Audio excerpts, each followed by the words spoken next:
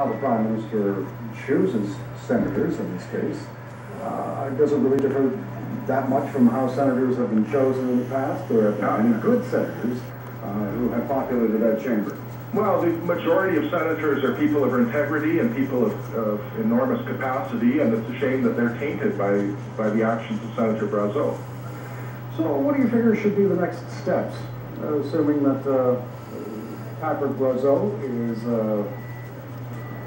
found not guilty in this case, hopefully? What do you predict will come out of this? Well, it'll keep Senate reform on the agenda. It keeps people talking about Senate reform. It doesn't in any way affect the process of Senate reform. The Constitution remains the same. We'll hear soon from the Supreme Court on what can be done to reform the Senate without a constitutional amendment. But in essence, the Supreme Court decision won't be affected in any way by Senator Brazeau's actions.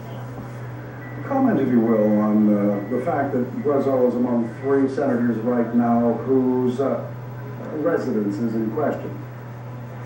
Well, I think in Brazeau's case, there's this problem that he is misleading about his address. He had done this before. He had claimed an address that wasn't his to gain a tax advantage. And he also has a history of not paying child support. All of this creates the image of a man who thinks he's above the law, who thinks that the rules don't apply to him. And you shouldn't be a lawmaker if you're a lawbreaker. As you mentioned, Brazeau has been kicked out of caucus. What was his contribution, and what will be missed now that he's gone? Well, he's a charming man. He's a man of quite a bit of charisma. He had been vice chair of the Human Rights Committee in the Senate and had made quite a contribution there. Although at the same time, it's a mixed record. He had a reputation for browbeating witnesses.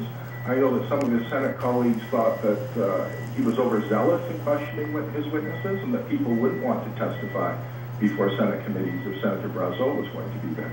So it's a mixed record that he has. Now that he's gone, then what do you expect? It all depends what happens with this case. And I should say gone from caucus. That's right. We understand he's going to be sitting as an independent senator. Well, he's been forced to take a leave of absence, so he won't be sitting in the Senate and won't be sitting in any meetings of the Senate until his case is cleared up. He continues to draw his salary, though. Once the case is resolved, if he's acquitted, he'll go back to his work in the Senate. If he's convicted, then it's up to the Senate to decide whether he stays on as a senator or whether he should be expelled from the Senate. Looking at Patrick Brazeau in pictures yesterday at the courthouse. Stephen Ansey, a professor of political management at Carleton University. Stephen, thanks a lot for speaking with us. Thank you.